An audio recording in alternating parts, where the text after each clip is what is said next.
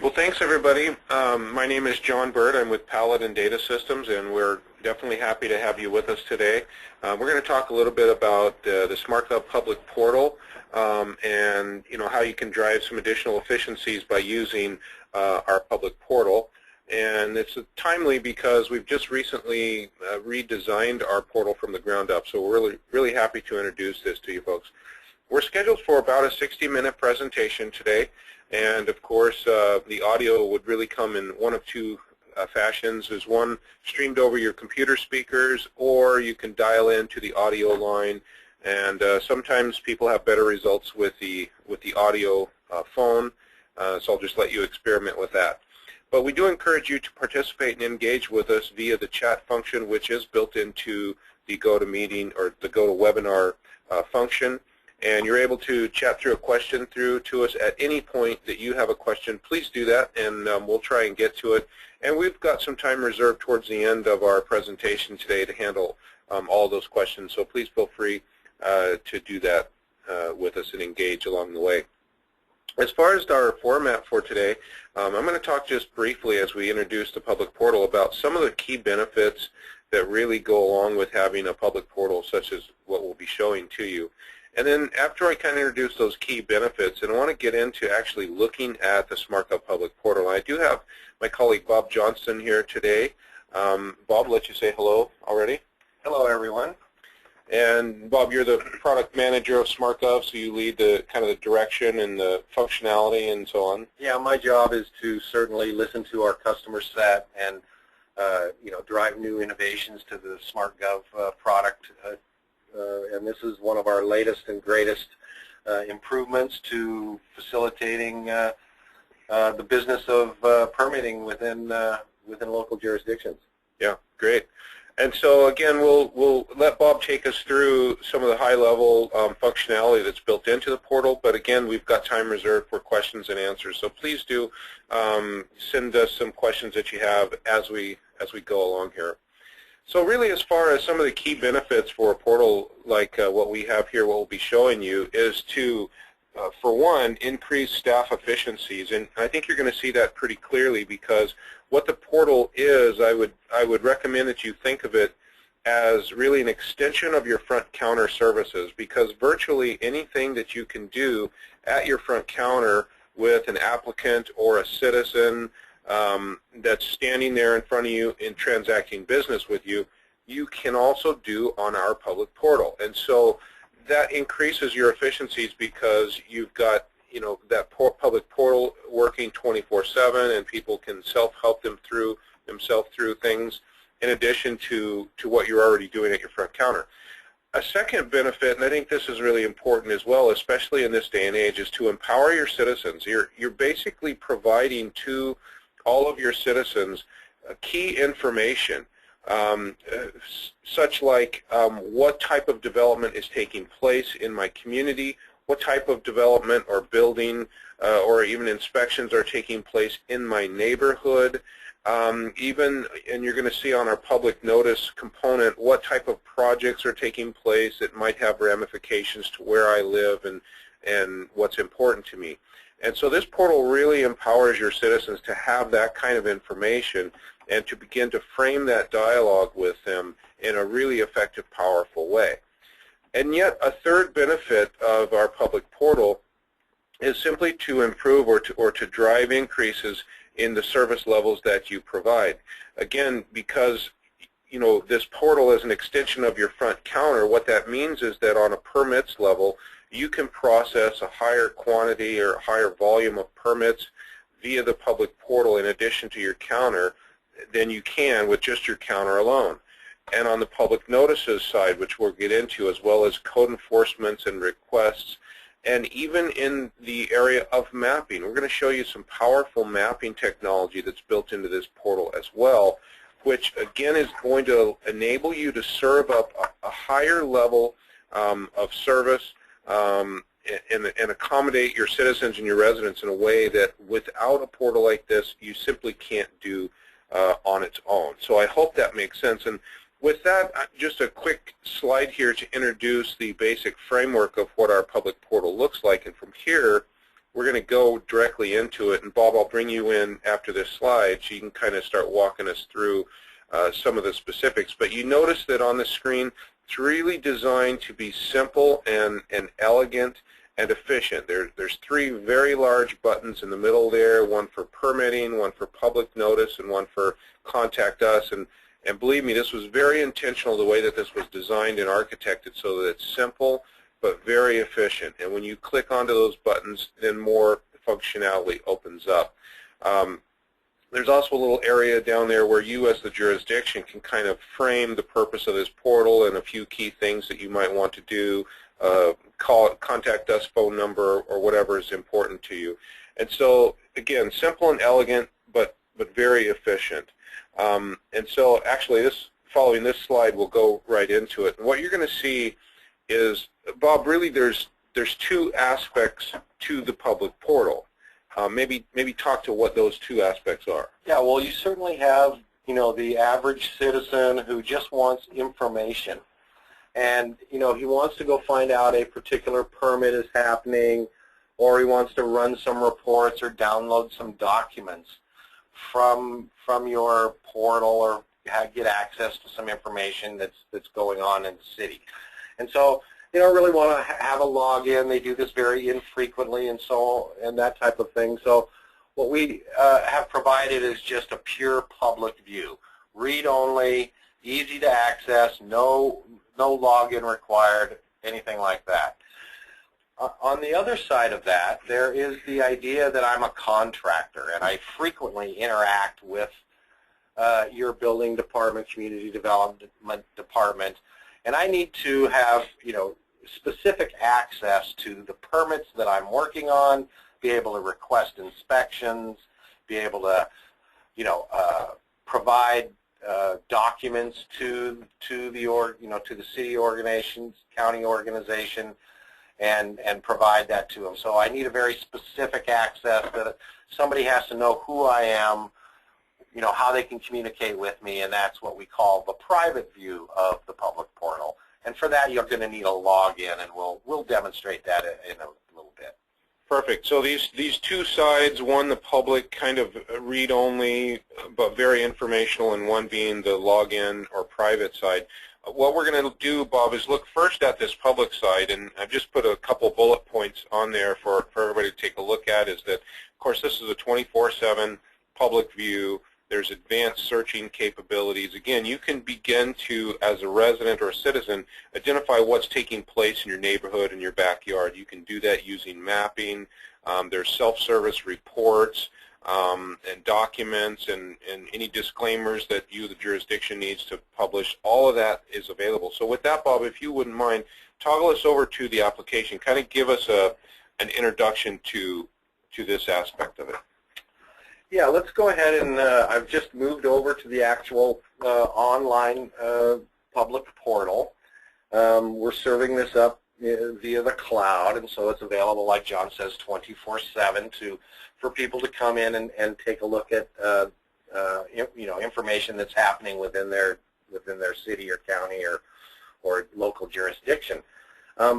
You're looking at the portal here now. It's got the SMARTGov logo on it. It's got Paladin Data Systems, and it's got some welcoming information from the city of Mukilteo. So things are a little bit mixed up, and I did want to tell you that, this public portal can be branded for each local jurisdiction, and this SMARTGov logo here gets replaced with the local jurisdictional logo, and the local jurisdiction's name is here, and you have full control over what the information that you're publishing here, the phone numbers that you're dealing with, and those types of things.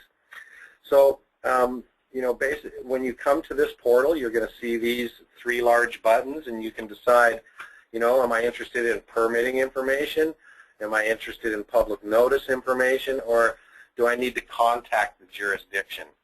If I scroll down just a little bit, I can see the other services that are being provided from the public aspect of it, and so I can run reports or I can download documents as well.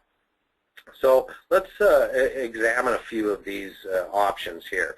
And let's go ahead and let's go straight into the permitting. I'm interested in looking at permits, for example. So I would come in here, and when I come in here, it's immediately alerting me that if I want to apply or pay or request an inspection, I'm going to have to sign up for a login ID. And then, I'm alerting, they're being alerted that these are the functions that are available, but they're very generic.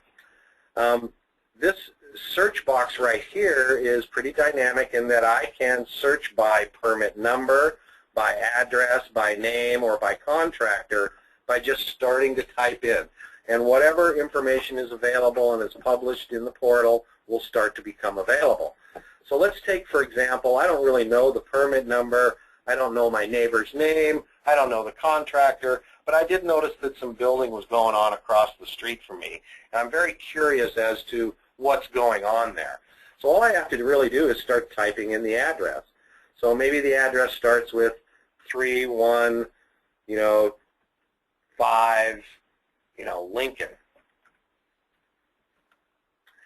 So, okay, there it is. It's on. We've got a number of permits going on in 315 Lincoln.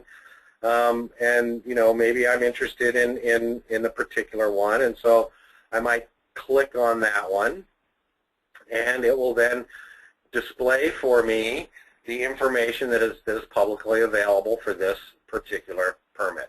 This happens to be a commercial mechanical permit. It has the site address and the parcel number, and they're installing an HVAC. It hasn't been issued yet. It was submitted on a particular day, and it will be issued at some point, and you have some total fees. But as I kind of scroll down here, I can see the contacts that are associated to this. I can see the contractors who are involved with this and the license numbers that go along with that. Any details that I want to publish, I'd have the parcel information. If I wanted to drill down into that parcel information, all I have to do is click on the link. It will then show me details and the assessed value and any other permit that has ever been, drawn on this particular parcel, and I could take a look at that. When I go back, I can see the fees that are required and the inspections that are required, and have information about that particular permit. In addition to that, I can find out where in the world is this, where in my jurisdiction is this happening. So I can go ahead and press the map button, and the map will then come up, and it will, put a dot on the map where this occurs. I can, click and drag. I can click on it, get some particular information, and I could drill back into the permit by clicking on that.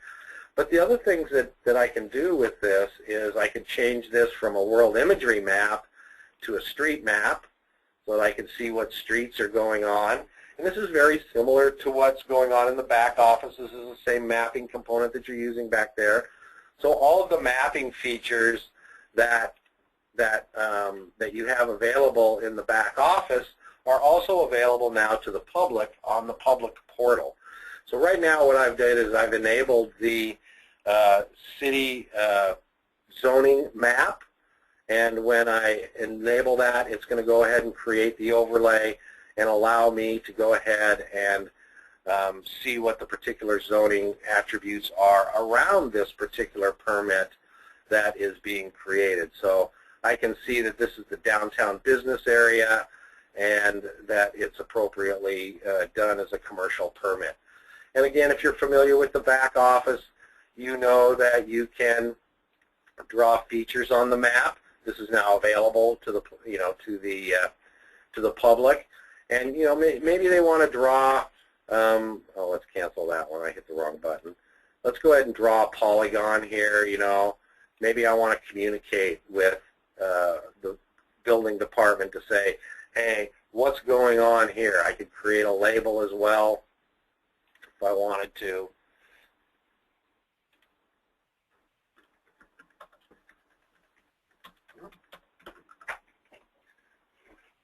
And then, of course, I would have the ability to save and print that map and then email it and communicate with the people at the community development or building department.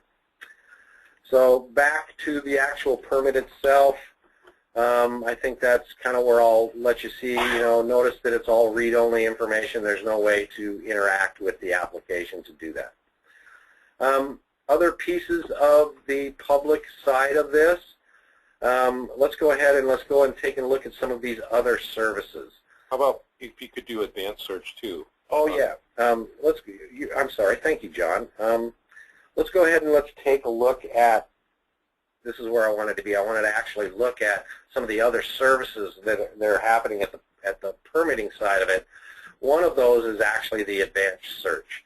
So let's say I'm a real estate agent or something like that, and I wanted to find out, well, where are all the single-family residential new construction going on in my community that have been submitted in the current year. So I could come in here and I could do searches, by a number of attributes here if I knew the permit number or when it was issued or site addresses or those types of things, or the contractor. And once I've provided my search criteria, I can hit the search button and it will return anything that matches that search criteria. You can see that I've gotten a number of returns on this particular search. But again, very nicely, I can either print out this search or I can actually map the results again of that search, and I can look through my community to see where all of the development is going on. Yeah. So this kind of goes to, Bob, to what we were talking about with empowering your citizens, because this is super powerful, elegant and easy to use, but super powerful tool for informing folks of what's taking place. Right. That's exactly correct, John. The next area that I'm going to be going is into the inspection schedule area.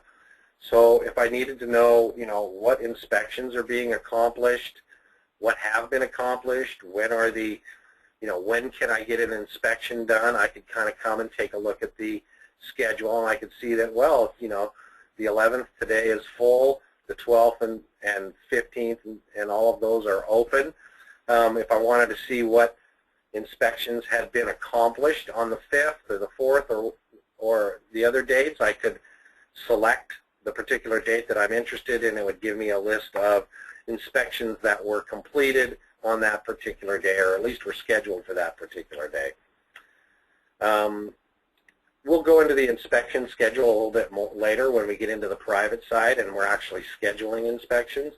But I did want to show them the reports capability from the public portal.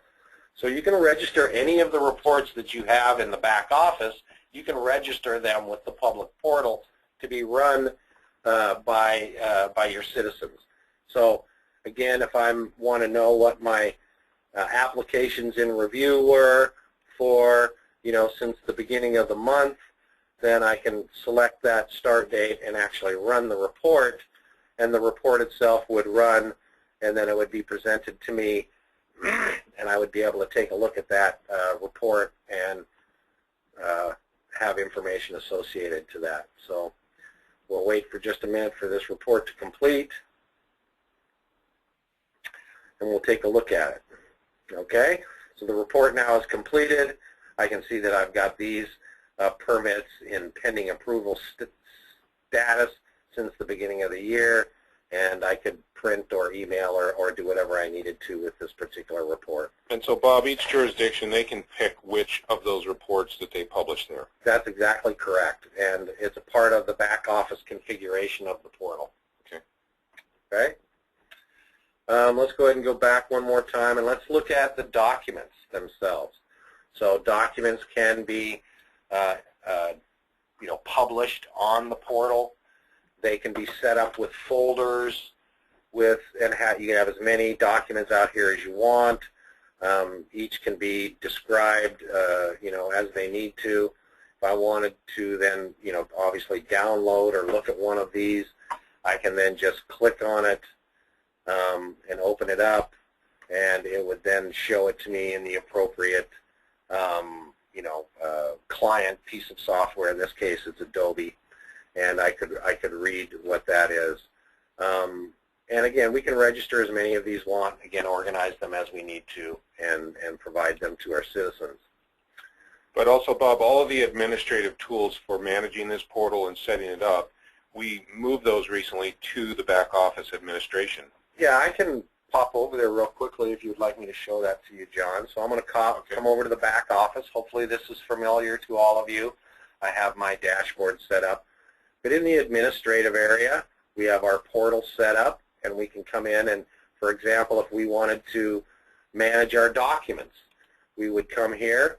We could then look at the documents that we have displayed on the portal. We could add them. We could add a folder or a directory or a file, upload those, and they would become part of what is being published out on the portal. Great. While I'm here, John, I think I'd also like to just show, for example, how easy it is to actually configure the portal. So the portal has a number of areas that can be configured. This is all done. You flip a switch, you make the portal enabled. You can turn on and off the public notice piece, the permitting piece, the payment piece, the code enforcement piece, and of course you can, if I wanted to see how the code enforcement area was configured, I'm able to come in here and take a look at that. Any of these values are really easy to change.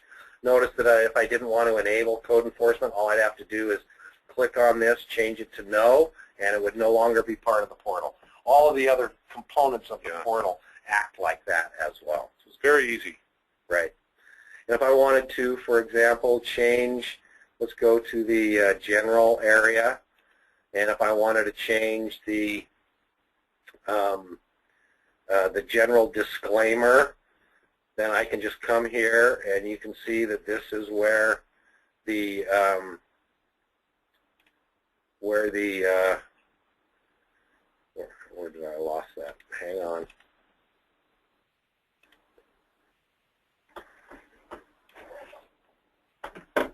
Where the actual disclaimer is, and I'd be able to change that as I needed to. For whatever reason, I'm not seeing that pop-up work for me right now. If I needed to change the banner, I could come in here and make that as well.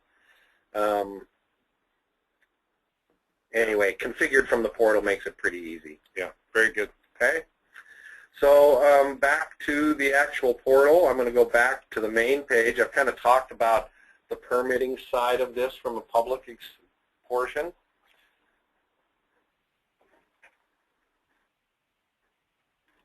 And I think I'll turn this back over to you, John. Yeah. So just to kind of introduce the next area here is it's the public notices. And what this was about is we had a customer that approached us, and we've had some general ideas in the past from some others, and we built this in. And so Bob will show this to you in a moment.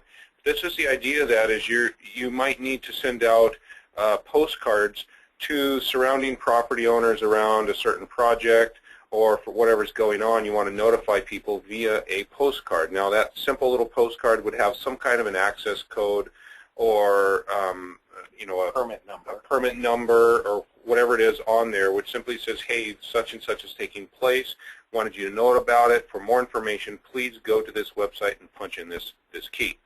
And so with that, Bob will show you how this works, and this is an automated function that's built in along with mapping again on this public portal site. So Bob, maybe move us back and show us that one.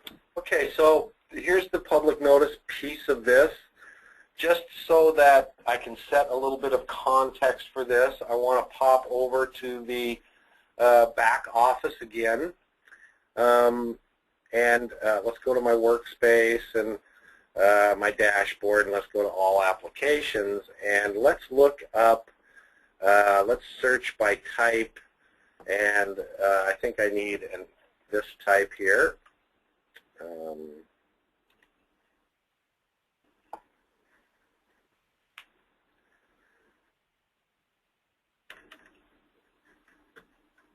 Actually, let me go, before I do this, let me go back to the public portal and go to the public notice.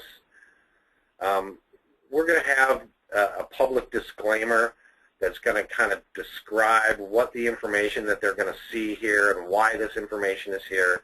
This, again, is configurable from the back office. They're going to have to accept this sort of disclaimer. And then they're going to be presented with a search here. and they can just go ahead and start typing in the number that was put on the postcard notice. And in this case, it was a conditional use permit. So this is the number that I wanted, CUP 201301. So I'm going to go back to the office. Let's go ahead and look. Let's get rid of the type. And let's go to the permit number. I'm looking for CUP-2013. And let's go ahead and apply that.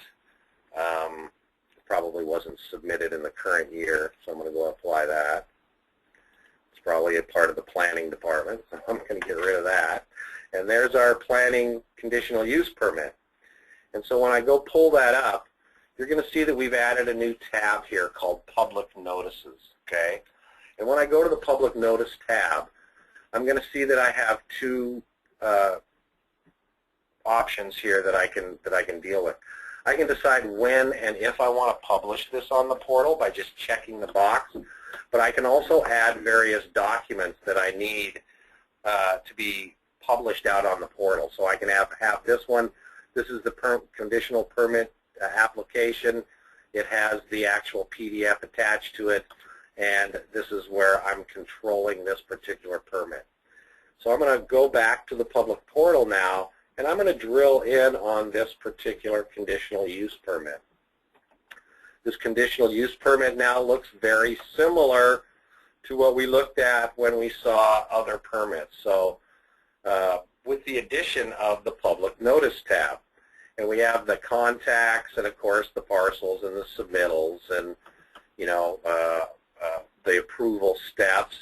Notice that, you know, things like the public hearing notice and the public hearing can be scheduled and alerted on this, the fees that they paid, and all of those kind of things. But in addition, you know, that particular information that you've published in the back office is now available to them, the conditional use application. I can click on that and open it up, and I can see, you know, the Word document or the PDF that I've created to describe all of the, you know, legally required information that needs to be alerted to the various stakeholders or land abutters or whatever people are interested in that particular permit. In addition, again, I have my mapping capabilities, so I can come in and I can actually map and see where that conditional use permit is being done at. So that's pretty much the public notice component of this. It's managed from the back office, and it's published out there, and it's a matter of alerting those people who you need to go and give that information. Very good.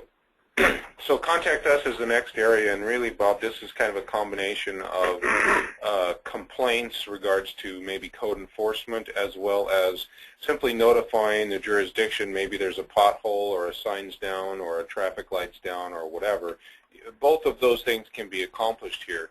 One of the things too is that an applicant or somebody who submits a complaint or a work order can also go back in, you know, in the future, and they can check and see what kind of a response the jurisdiction has posted against it. You're going to show that to us.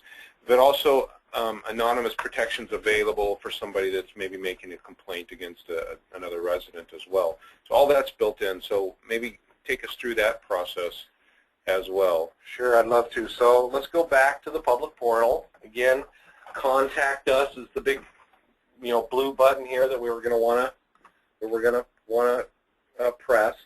So when I press that button, it's going to come up and it's going to ask me, do I want to just request some information, or, you know, inform the city about certain things that are going on, or do I want to actually, you know, turn this into a code enforcement request that, you know, my neighbor is building without a permit or something of that nature.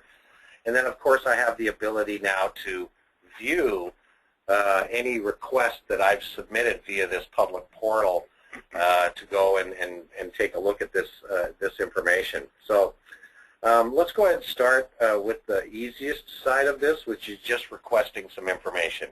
Now, if you're familiar with our back office, you know that there is really two components of our code enforcement module. One is what we call a case request, and the other is actually a code enforcement action or a code enforcement process. So when I go through this process, let's take the simplest one first, the request for information. I could just hit the request button, and it's going to walk me through this wizard for me to go ahead and fill in this information. And maybe this particular one is something that is, you know, maybe pretty common for everybody. Is, you know, there's a stop sign, you know, fell down on 1st and Main. So maybe the guy can actually spell a little bit better than I can, but I'm going to go ahead and submit that next, and then it's going to ask me for some contact information. Now, all of this is really optional information. If I didn't really want to give any of this, I don't have to.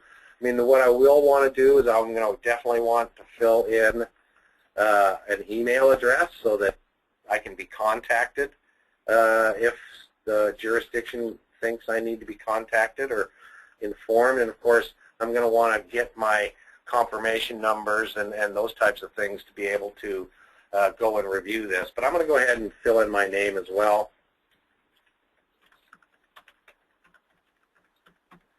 I could fill in my street and whatever else I needed to, but I'm going to go ahead and hit next. Now what it's asking me for is a PIN number. And I'm going to go ahead and fill in a PIN number that I use. And this is so that when I need to come back and look at the actions that have been taken, I can have a way of, you know, authorizing myself to go take a look at that. So it's going to give me a chance now to review, edit anything I want to, and then submit the actual application. Now, I've been confirmed that this has been submitted. It is actually giving me a confirmation number back that I can use now later to go take a look at the actions that have happened. And I think that goes to email as well. And there, the email appears for me right there. So if I needed to, I can open this up, and I can see that the request has been submitted, and I could press on this and actually go view it as I needed to. So let's go ahead and go into the back office now to see how that materialized back there. So I'm going to go over to the back office now. I'm going to go back to my dashboard. I'm going to go to my case request list, and I'm going to sort it by, well, let me go ahead and clear this filter. I'm going to sort it by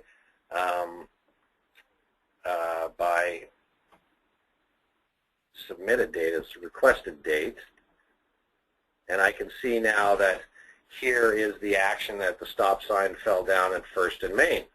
So now as a code enforcement or as a case request, I'm going to go ahead and open it up. I'm going to go ahead and decide that I'm going to close this and provide a resolution.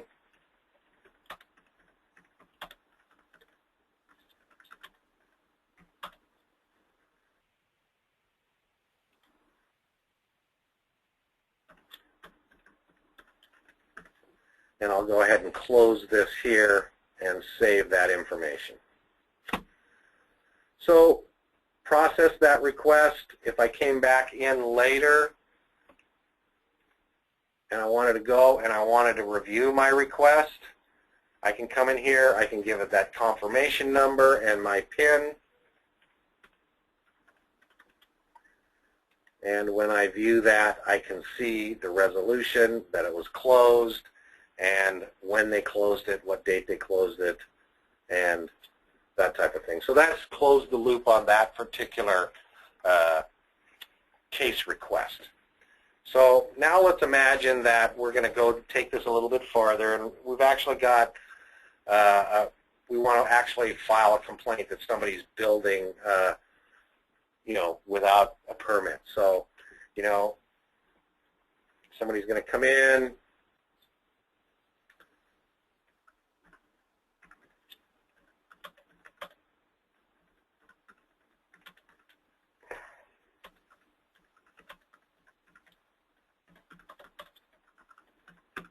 So he's building a shed without a permit. We're going to have to know the location of where that is, and maybe all I know is my closest intersection, and maybe that's at 2nd and Main. I'm going to fill in that information, say next. It looks like it wants at least a city information.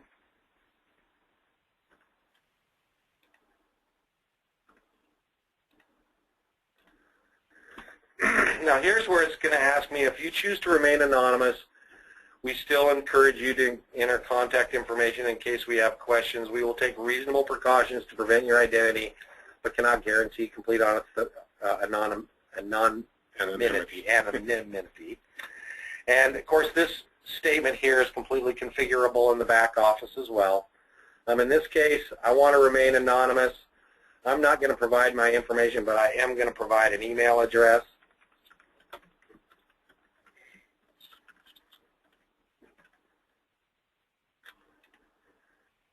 Give it a PIN number again.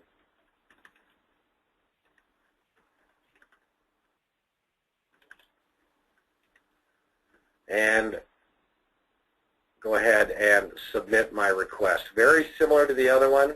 I now have a confirmation number. And it's going to send me an email here any minute to let me know that they've actually accepted that. So let's go back to the back office again. Let's go ahead and go to the case request list again. Now we can see that that's now showed up as a case request. I, as the manager of these case requests, there's my email. As the manager of this, I know that this is not just a request, this is actually a code enforcement action. So I'm going to go ahead and create it as a building without a permit type of case request. And I'm going to save and convert that. Because now I've saved and converted that, my workflow has all been populated based upon the workflow processes that I have set up that I want to accomplish with this. And if I went out to the public portal, what I would see from a public view perspective is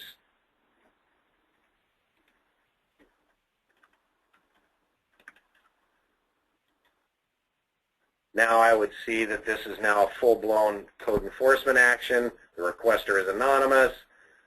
Here's the description. I could have added some context. But now it's got all of the actions that I'm going to be taking place. And as those actions get accomplished, they will reflect that information here. Notes can be left out here. The other information can be left out here as much as you want to configure for that. So John, with that, I think that's as far as I want to go with that. Okay. That's great. Back. Yeah, and so we've looked at all of the kind of public view aspect to it, but then the next level is the private view, and this really is where the permitting side expands significantly, becomes a full-blown dashboard for somebody that's processing a permit or a contractor, including being able to pay for fees, submit documents, schedule inspections, and so on. And so take us through that process, and this will kind of round out our presentation today of what all's available. Yeah. Let's go ahead and go back to the application. And of course, to get to this level of the portal, you're going to have to actually create an ID. And just like we've seen in the past, we're going to have this little wizard where we set up an account and give contact information and then review and submit. And I'm not going to do that right now. I'm just let you know that that's a very simple and easy process to go through. I have an ID that I've set up that I'm going to go ahead and log in with.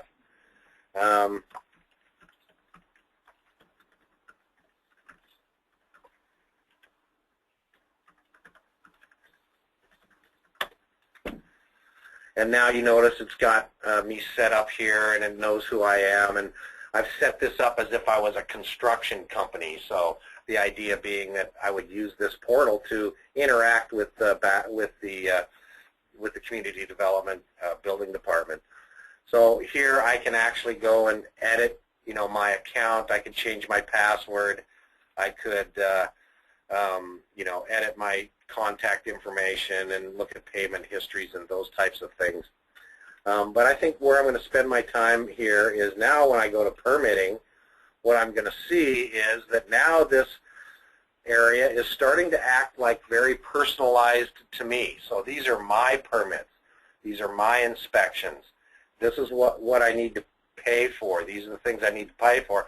And if I need to apply for a new permit, I can do that as well.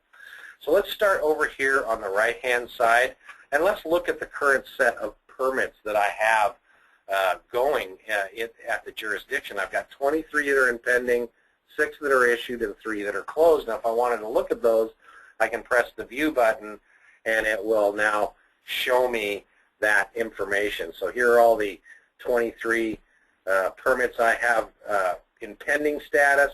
Here are the ones I have in issued status, and here are the ones that have been closed out.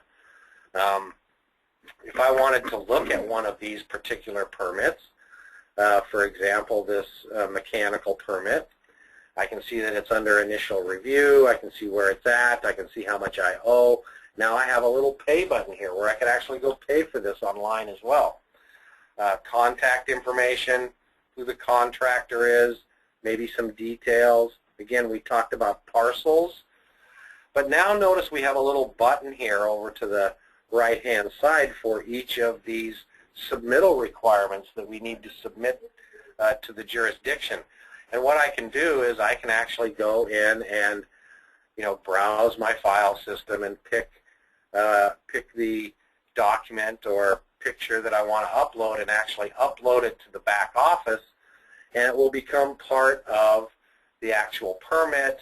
It will have moved to the back office, be available to the people in the back office, and then if I wanted to look at it for myself, I could come up here and take a look at it and see what I've actually submitted. Go ahead and put that up there. So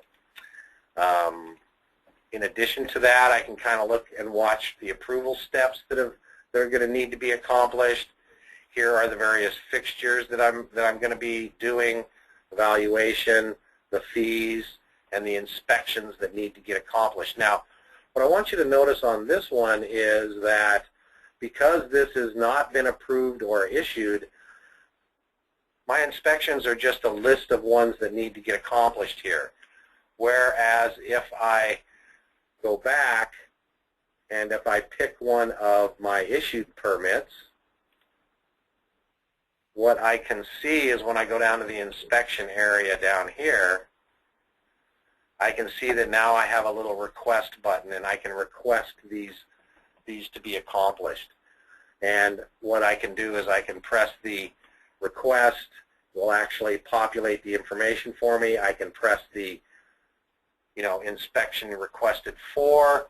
I can see that I can't request it for today. I could request it for tomorrow or any other day here that I needed to and move forward with that. I could request a time slot and give some comment to that and then request that inspection. So I can do that from the individual permit itself, or we go back to the permitting area. I can actually go to my Request Inspections tab here and actually pick one of the permits that I have issued. That would then present me with the appropriate, inspections that need to get accomplished. Again, I can decide when I want to have it done. Maybe I don't want it done until next Wednesday, and then I can go ahead and submit that request. I will again get a confirmation that that request had been submitted, and I should get an email very shortly to let me know that that it is available for me to take a look at. There it is, requested inspection. So how does that manifest in the back office? Let's go and take a look real quickly. We go back to my dashboard. I'm going to go to my inspection request list, and I'm going to see that here is that rough mechanical that has been requested for the 17th here. And when I open that up, it's going to give me a little, oh, by the way, there's a hold on this permit, so I may not want to actually schedule it. But what I can do is actually come in here and decide that I'm going to go. They've requested it for the 17th. I'm going to allow it on the 17th, and I'm going to assign this to maybe Joe Paladin as the person who's going to accomplish that. And then when I close it, you're going to see that it's actually been scheduled. If I go back to the portal, now when I come back to my permitting area, now here I've got a reply saying that it has actually been scheduled for the 17th. So that's good information. If I came here to my inspections, when I looked at them, I could see which ones are scheduled. Now, this had been requested, but it wasn't scheduled. These have been, this one here has been scheduled. I think if I look down here at the bottom, you'll see that this rough mechanical is actually scheduled for that at 7/17. So, so that's kind of inspection requests and managing of those. Again, paying online is very simple.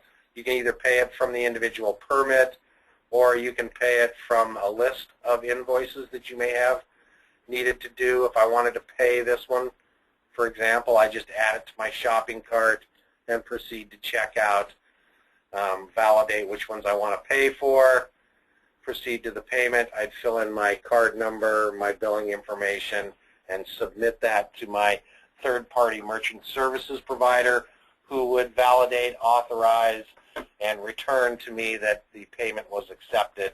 We would annotate that in the back office, and they would be fully paid up for their permit. And that's all in real time too, that payment verification? Absolutely. It's all in real time. And the last thing I wanted to show you today is how to submit for a permit. So again, you'll have to have a login to actually apply for a permit. So when I apply for that, I can then decide which ones are available, and I think I'm going to go ahead and apply for a single-family mechanical, residential mechanical permit, kind of an over-the-counter thing. It's going to ask me, do I know my parcel? I'm going to say no, typically don't, but I do know my address, which is 325, 125th Place. So I select that. It then knows the parcel number. Can go ahead and come in here. It's asking who is the primary contractor. So I'm working pretty good with old Joe Paladin Construction, so I'm going to pick him. It automatically populates his license number and his address, that type of stuff. Then it's going to ask me the details, certain details that I want to have requested, or mechanical fixtures that I want to do. Maybe what I'm going to do is install a domestic type incinerator, for example. So I put a 1 there, and then I could fill in evaluation if I wanted to, or I could just say next, and then it'll determine how much I owe. It'll have my application set up, and then when I submit my application, it will actually create it, warn me that I've done it. It'll eventually send me an email, and when I look down through here, it's populated with all of the appropriate information, and I can start to upload the submittal documents that I need, and so that the back office can start processing that permit. And Bob, as you're on this screen, one thing too that comes to mind is we're showing fixtures, fees, inspections, conditions on this particular permit, but that is controlled by the jurisdiction as well. Absolutely. All of that is controlled, in the back office, in the administrative area. When you set up your individual permit types, you're going to be able to decide,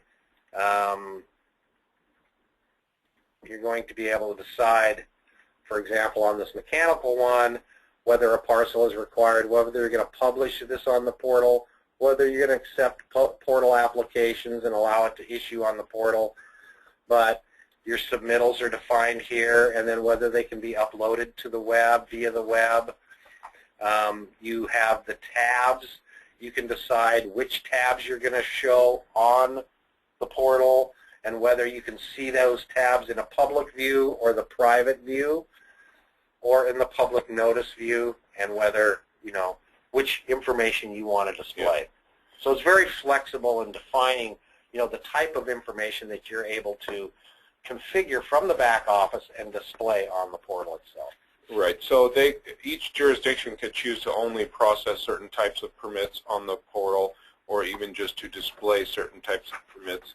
But even within each permit, each element of each permit is configurable, whether it's on the portal. So it's a very exactly, and whether it's updatable or not updatable, yep, and those types of things. Yep. So. Very good. And so I think we're ready, Bob, to move into a couple of questions. And so, Serenity, if you might let us know what kind of questions we have.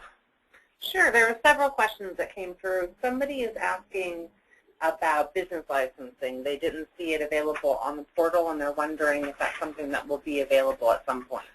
That's a good question, and I'll let you answer that, Bob. Yeah, we are actually in the process of working on the next phase of this public portal to include business licensing, which would allow them to request a business license, renew a business license, and pay for a business license online.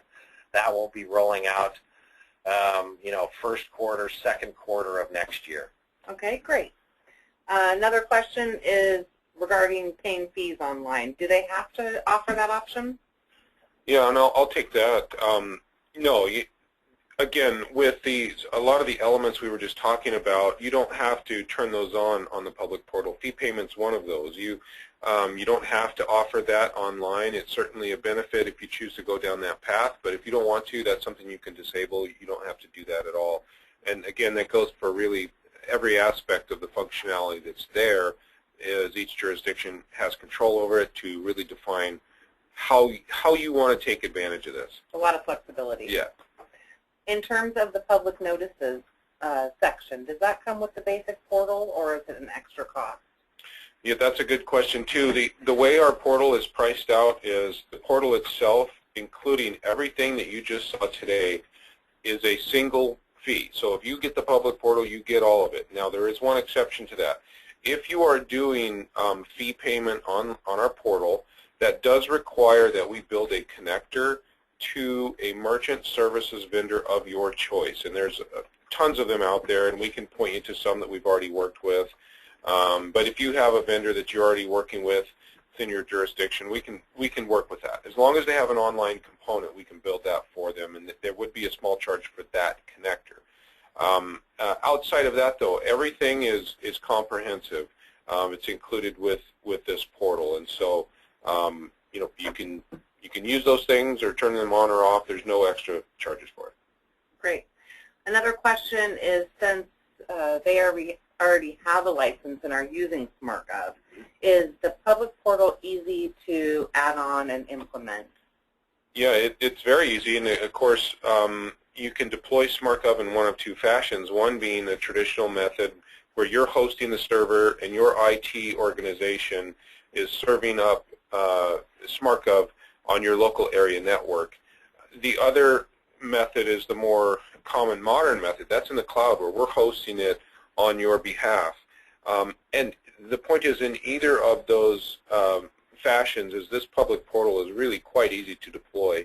If you're hosting your own system, then you need, Bob, I think they would need an server in their DMZ, and the IT guy can work through all the details of that. That's exactly correct, John. A pretty easy process to do. Of course, if we're hosting SMARTGov for you on the cloud, it's just a matter of us essentially flipping a switch and turning it on. It's literally that easy to put it into play. And then, of course, what you would do is go through all those administrative functions that Bob showed some of those to you and decide how you want to use it, what type of disclaimers might apply to you, which functionalities you want to turn on or off. But if you want to accept fees. That's right, if you want to accept fees.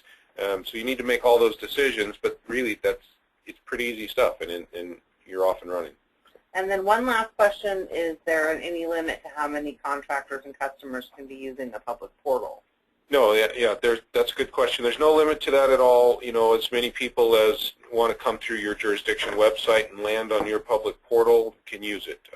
And so again, this is really a great way to extend your services, because it truly is a 24/7 self-help system. It's available all the time, and so as many people that want to use it can. Now, one other idea too, and this is an idea that's taking hold in a variety of places, is that maybe even in your lobby, outside of your front counter, is to provide some kind of a kiosk with a computer connection straight to this public portal. So you're kind of offering this service even in your lobby as just a kiosk. And so that's another thing you might want to consider, using it in that fashion. But there's lots of options here, for making this really work in the best way for you. That's great. And it looks like somebody else had a final question just about asking for pricing, and probably the best thing to do would just have them contact us after the webinar is over. Yeah, that's exactly right. And actually, I anticipated, because at the end of the day, of course, you're going to want to know, what does this thing cost. It is an annual fee, similar to the way you buy our cloud-hosted model. It's an annual fee. Or, of course, if you are using SMARTGov in a perpetual license model, you pay a single fee up front and then maintenance each year. But anyways, the way we're generally pricing it for our cloud-based users is it's a percentage of your total cost for your SMARTGov users. And we'll work with you, Serenity and I, either of us, we'd love to talk with you about figuring out exactly what that means and how that works for you. And that it's a scaling cost as well, too. So the more SMARTGov users you have, that overall cost starts to go down a little bit. So it's very accommodating. It really is a simple way with a low cost to bring in extra efficiencies. And again, as many online users as you could use are certainly welcome to use that system. So, and that's all of our questions, Randy? Yep, that's all of the questions for today. Very good. So again, just want to thank everybody for being with us today. We had a lot of people on the line today.